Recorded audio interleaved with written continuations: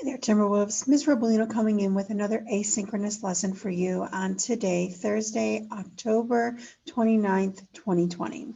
So I wanted to go ahead and take this moment to review the Alamo with you. I know we went through the primary sources yesterday, but this is going to just be looking at the Alamo and the battle effects. So today we're going to be, your assignment is going to be working out of your ISN on the Goliad reading and the Convention of 1836 facts. So before we go ahead and show you where that is, let's go ahead and let's sum up the Alamo.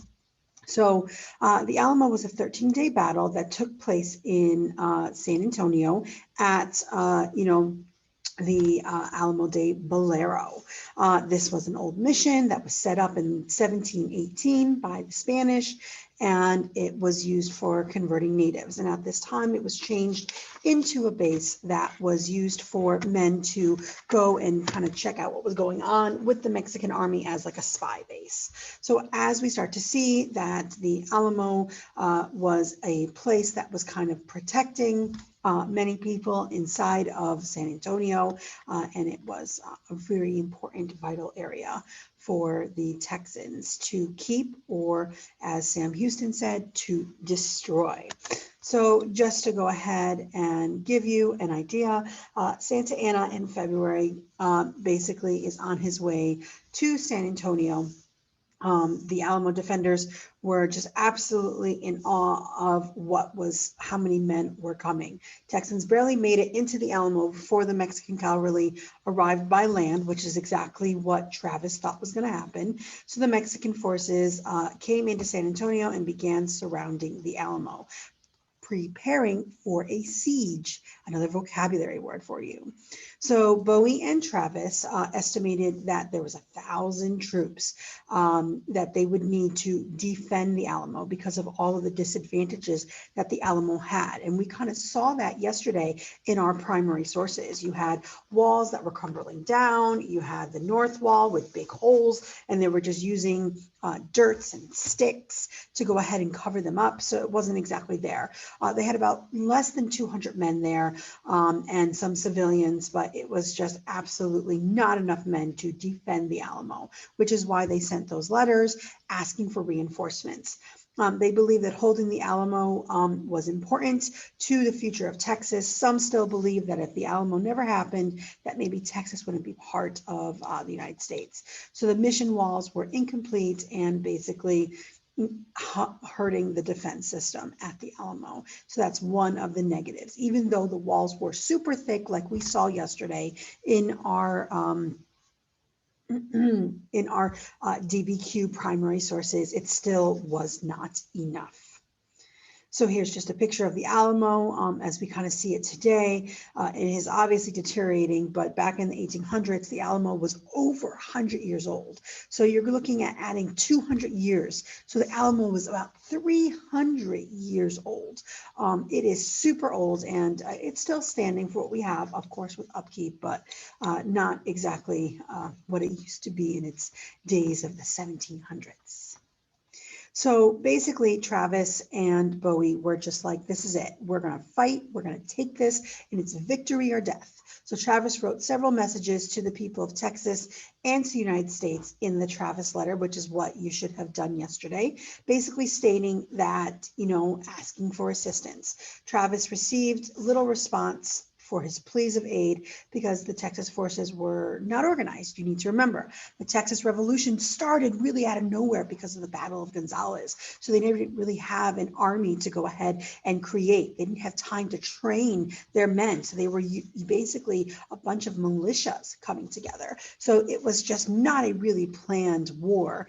And you wouldn't expect that because it started off of a whim, but that didn't stop the people of Texas. They kept going.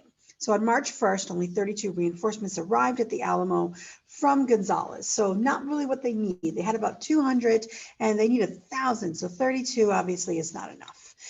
Some people did see the letter and came down to go help, like Davy Crockett and some other people, but still not enough. So this is just a picture of the letter that was sent out from Travis, basically asking for help and Colonel Neal, but it still didn't matter. And again, you can just take a look at that document, the primary source document we're talking about. So at the headquarters in San Fernando Church, Santa Anna flew the red flag, no quarter. Flag meaning that he would take no prisoners. Everyone was up for grabs. If you remember, basically Santa Anna gave them an opportunity to surrender, and Travis responded with a cannon, basically hitting the church. And basically Santa Anna was like, absolutely no, and raised his red flag. So the Mexican played throughout the night to keep the Alamo defenders unnerved and keep them scared. And the song played Du Giulio, which was the song of death. Very, very unnerving.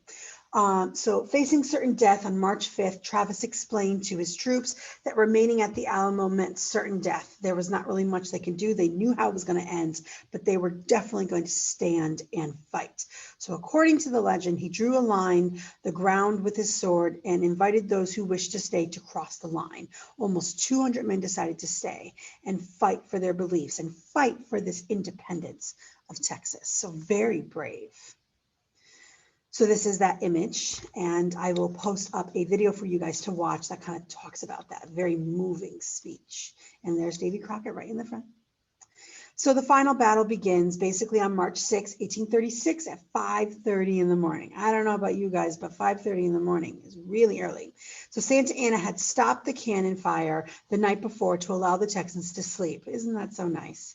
Then interrupted their slumber with an early morning attack. An estimated 1,800 Mexican troops took part, attacking at 4 different points. And of course, I'm sure you know the weak points is where they really went in. So this is just showing you the surrounding, and take a look at who's inside and who's outside. There are so many Mexican soldiers on the outside of the Alamo.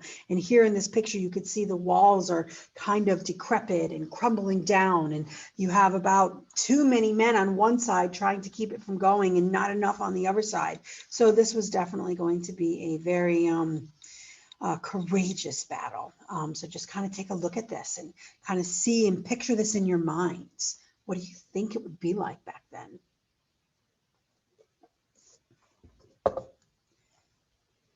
So the north wall fell first, where William Travis was killed early in the fighting. The men retreated to the long barracks where the bloodies of the fighting took place.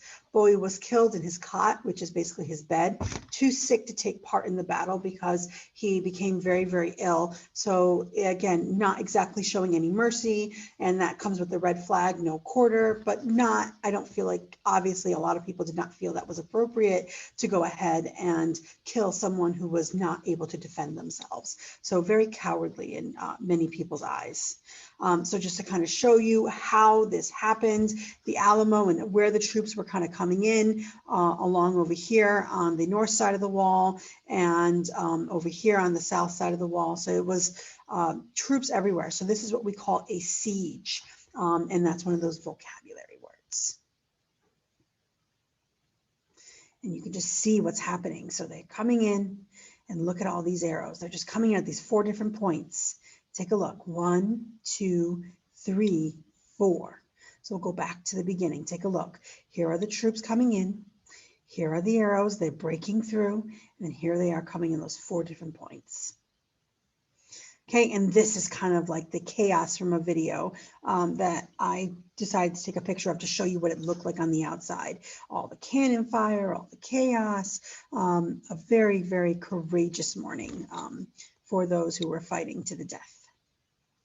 So the Alamo falls, and the Mexican army turned the Texan cannons onto Texas and forced them towards the chapel. The chapel was the last area to fall, and according to Mexican sources, about 7 men survived the fighting, including Davy Crockett, but they were taken prisoner and then executed.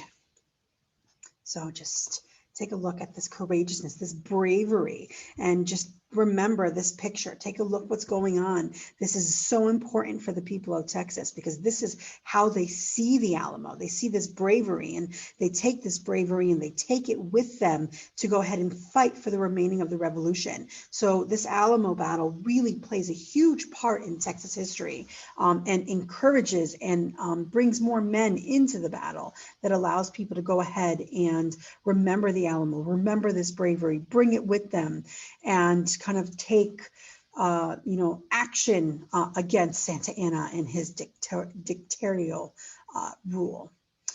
So all about 200 defenders of the Alamo are killed. The prisoners are executed. Santa Anna reports 70 of his men killed, which was not true. There was about 400. So we could definitely say the people of the Alamo were definitely, skilled in what they did, but they needed more men. So the reason why some things were able to be known about the Alamo is because there were just maybe a few survivors. Most of the people died. To Susanna Dickinson, a wife of the Alamo defender, and her infant daughter, they do survive and they're let go. And the slave of Joe, Travis, they're let go, and they go and they tell this tale about the Alamo. So here is just the monument in San Antonio that just shows the bravery of these men that stood up. So 200 that are fighting over 1,000 men. So that bravery that they did. Okay, so Santa Anna, when asked about the claims, he said it was all just but a small affair. But of course, it was more than a small affair. It took out a lot of his men, and it kind of held him up for 2 weeks to prepare, which is really vital information because now the Texans can go ahead and prepare and strengthen their men, get more men to kind of come in and kind of plan a little bit better. So who knows? I mean, the Alamo could have been an important part of Texas, revolutionary win, or it just could have been avoided. I mean, there's really no way to know. So it's just one of those things. So the Battle of the Alamo delayed Santa Anna for 2 weeks, which is a huge advantage. Some people believe that Texas would not have won the independence without it, but there are some that said that they could have. The battle and the courage of the Texans of the Alamo made Texas more determined to win their independence, which is why they took that with them, and they that famous saying, remember the Alamo, remember Goliad. Okay, so instead of discouraging the people of Texas, like you would think of the Battle of Medina, where it discouraged a lot of people to fight back the Spanish, this Alamo disaster or this massacre did the opposite. It encouraged people to join and fight and carry on this struggle. So Sam Houston's army adopted the battle cry, remember the Alamo, and they take that battle cry with them on the last battle of San Jacinto, and they basically win. So the Alamo encourages these men to go and fight for their rights.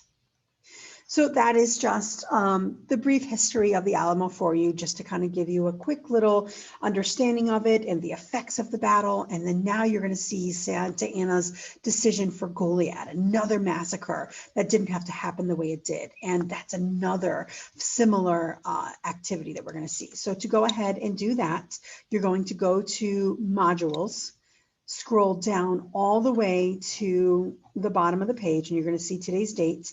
And here is the Goliad Massacre reading. And then you're going to answer the questions for the Goliad Massacre reading right here on slide 12.